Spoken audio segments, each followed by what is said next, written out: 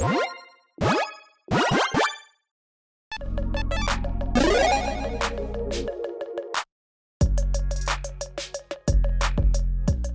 everyone, Mitch coming in for the Commander's Core studio. Welcome to the show. Wizards, get your act together. What in the world is going on? So spoiler season and the new set for the brand new Phyrexia set just, came out not too long ago, right? And then last week it was like, hey, March of the Machines previews for no reason except for we're bored. And now it's like, oh, okay, people are apparently just finding random things in the garbage, apparently, that are, just uncut sheets that, they're uncut. They weren't cut. They were torn, looks like. Wizards tried to tear them up. Didn't tear them up well enough, so we do have, apparently, some brand new spoilers, in quotation marks, leaks more so, or, just random trash that you find in the garbage, apparently. Now we have Lord of the Rings Magic leak time. Here we go. Now, really quick, take all that I am saying here with a grain of salt because, well, again, these have not been officially confirmed. At least I have not found that these have been officially confirmed. And yeah, here's an MTG.design version of this card because, yeah, it's a lot easier to discuss this way. Also, if you noticed in the actual image that I just showed, there was no mana symbol because, well, the card was kind of torn up a little bit.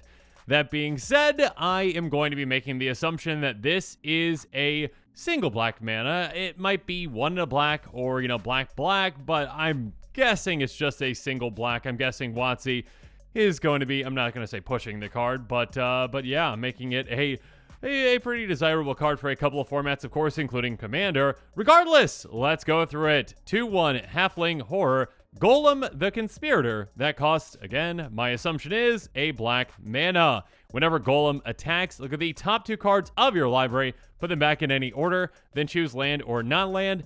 Any opponent guesses whether the top card of your library is the chosen type. Reveal the card. If it guesses right, Gollum is removed from combat. If not, you draw a card and Gollum can't be blocked this turn. Now, that, translated version is, thanks to the lovely people over at Reddit. So, yeah, take, again, all that with a grain of salt. It's probably not the exact translation. Again, thank you for your fantastic efforts over there, Reddit. But, yeah, there's probably going to be some changes or just kind of, slight adjustments. I don't know if we're going to be calling our opponents its, but yeah, it sounds like something Smeagol would say, actually, right? If it guesses right.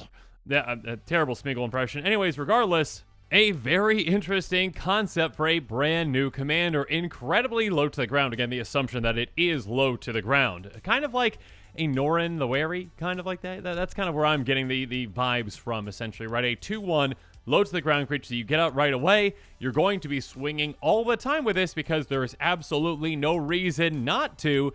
Because, yeah, I mean, you're essentially just looking at the top 2 cards of your library. You can, switch them around if you need to, choosing land or non-land and saying, hey, opponent, what you think's on top? Now, chances are, right, mathematically, most likely, it would be a non-land, right? Because, I mean, in, many decks out there, let's say you've got 37 lands compared to, what would that be, 62 non-lands, you've got a much higher percentage chance of it being a land. That being said, of course, there are ways to manipulate the top of your library, play around with them, and you can even make deals with certain opponents, too. You can say, hey, I'm going to swing this at another player. All right, maybe you have it equipped up so it can be hitting quite hard.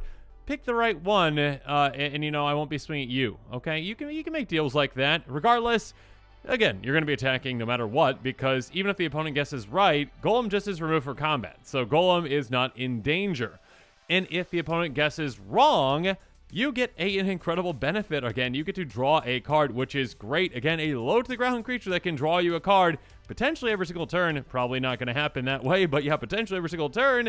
And also, it can't be blocked, so it's going to be getting through on an opponent. So yeah, with this, I mean, if you get this equipped up, you can dish out quite a bit of damage. And of course, there are going to be other benefits that you can really take advantage of from, attack triggers with things, as well as combat damage triggers on players. So when it comes to potential, leaks and spoilers and these quick takes, I'm going to be taking you through some budget buys, cards that are less than $1, cards that are within my budget that you might want to consider, as well as some pricier picks, cards that are outside of my budget that you might want to consider as well.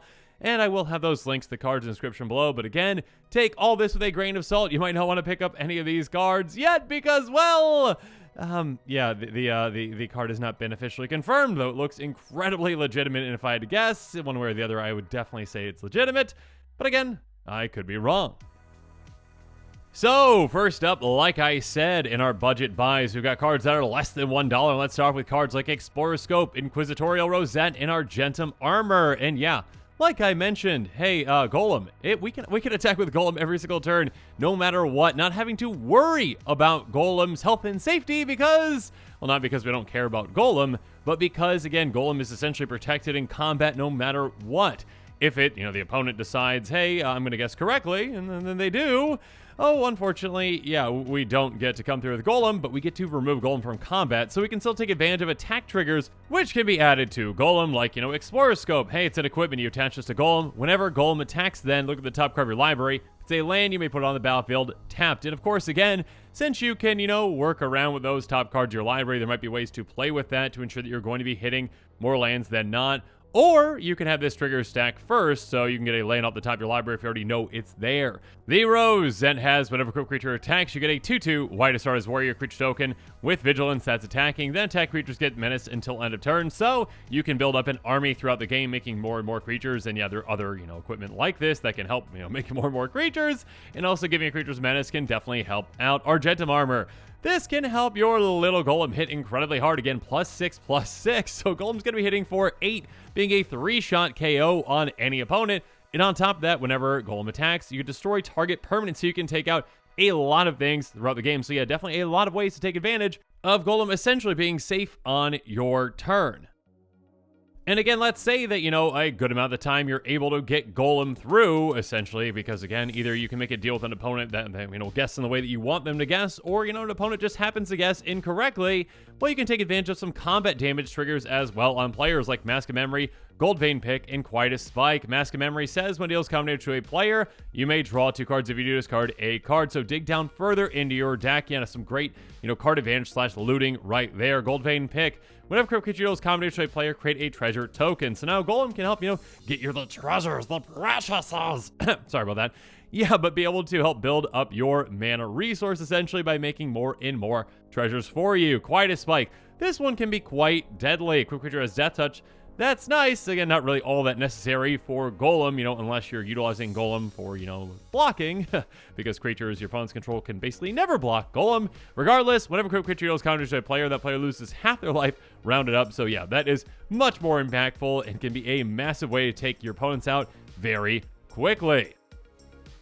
And yeah, if we can, ensure that we're going to be able to get Golem through on opponents, even though Golem doesn't have that much power, we might have other ways, again, to pump Golem. And when we do, we can really take advantage of a card like Phi Resis. Enchant creature is Infect. So yeah, again, we turn our tiny little 2/1, creature into a deadly force. Maybe we got a Blackblader Forge on our commander, getting our commander up to 10 power. With Infect, that is a 1-shot KO on any opponent. So if they guess wrong, well, they're gone. Or again, if we swing at another opponent and, we have another opponent guess and they guess intentionally wrong, so we can take that player out.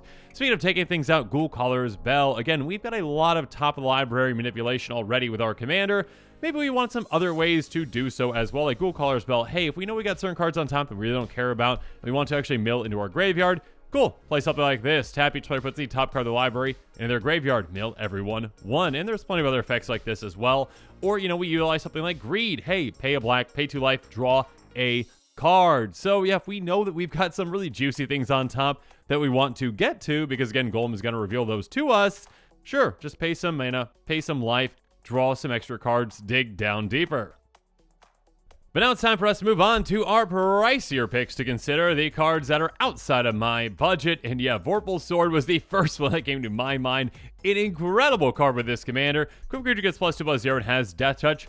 That's nice, but the more important piece of this is pay 5 black, black, black. Until that turn, Vorpal's Sword gains. Whenever crypt creature deals combinator to a player, that player loses the game. Kind of like a Phage the Untouchable, but on an equipment, and again with a commander that is completely protected in combat, essentially, at least on our turn. That is fantastic, especially one that can be unblockable a good amount of the time. So yeah, just a great way to take your opponents out.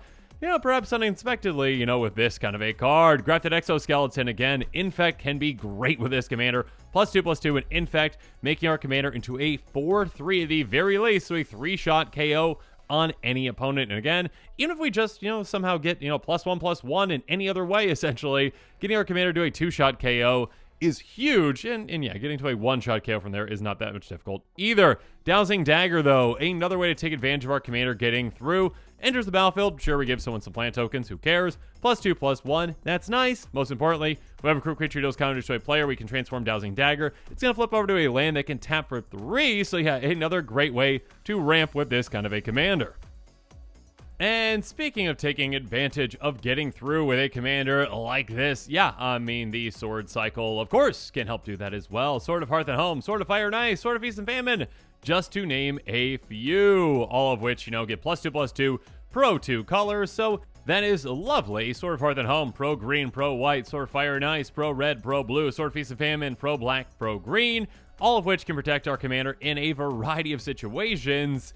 And, also, on top of that, of course, I'll have great combat damage triggers whenever we have our commander hit a player. Hearth and Home says, whenever a equipped creature deals combat to a player, exile up to 1 target creature you own, then search life for a base land, put both cards on the battlefield under control, then shuffle. So if we need to blink one of our creatures, maybe we've got something with an ETB, great! Also, keep ramping further and further, and of course, ramping in commander is very important. Sword of Fire and Ice. Speaking of important, drawing cards is nice too. Whenever quick creature deals combat to a player, we draw a card and deal 2 damage to any target, so we can ping something down, which is great. And of course, on top of that, basically turning our commander into even more of a draw engine than it already is. Sword of Feast and Famine, quick creature deals combat to a player, the player discards a card, so card disadvantage for an opponent, and untap all lands you control. So basically just get an extra, boost of mana out of the lands. There's a lot of powerful effects from these swords, and a lot of ones that Gollum can very much utilize. And then how about Wand of Orcus? Kind of like a double trigger for our commander, and our team as well. Whenever a creature attacks or blocks, it and zombies you control gain death touch until end of turn. And of course, whenever a creature deals combat to a player, create that many zombies, that many 2/2 black zombie creature tokens, so we can make a massive army quite quickly. Again, especially if we've got other ways to, pump our commander, and we can make that army very deadly just by attacking. Sword of the Animist, ++1, very simply, hey, quick creature attacks, doesn't even have to get through. We can go get a basic land and play tap, so again, a great way to take advantage of our commander, basically being unkillable in combat during our turn. Staff of Titania, another way to take advantage of this as well. Quick creature gets +X/+X for X number of force you control, which, is probably 0, right? Because, we have, a mono black deck, but still, whenever quick creature attacks, we get a 1/1 green forest ride land creature token. So basically, hey, had some forests, make our commander hit even harder. And again, these are lands as well. These are land creatures, so we can utilize them for mana as well. Lots of ways to take advantage of our commander, again, being very protected in combat. So again, I will continue to reiterate, please, please, please, please, please take everything I have said with a grain of salt.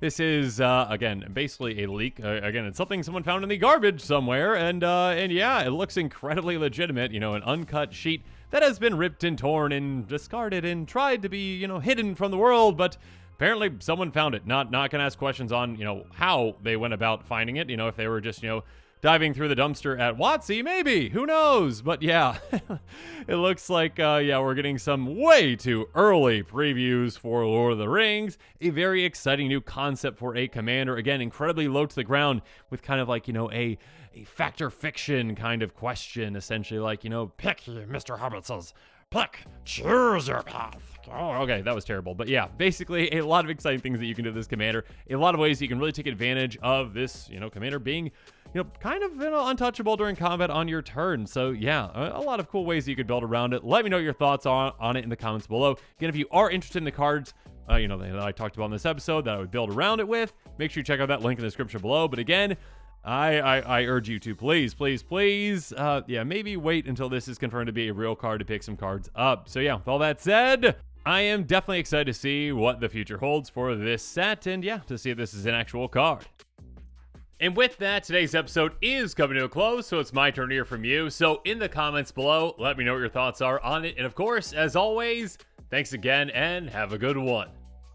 This show and episodes like this one are possible thanks to viewers like you. If you're looking for an easy way to help support this show, make sure that you like, share, and subscribe. Also, hit that bell notification icon so you don't miss any new episodes. You can also go check out our playmats and other merchandise at thecommandersquarters.com. We also have a ton of brand new t-shirt designs in stock, so make sure you check out those as well. Another easy way to support this show is with our TCG Player affiliate links. So whether you're buying a deck or individual cards, you can use this general link right here or one in the description. And the final way that you can support this show is by supporting us directly by becoming a patron. There are many benefits to being a patron, and I truly couldn't do this without all of their support.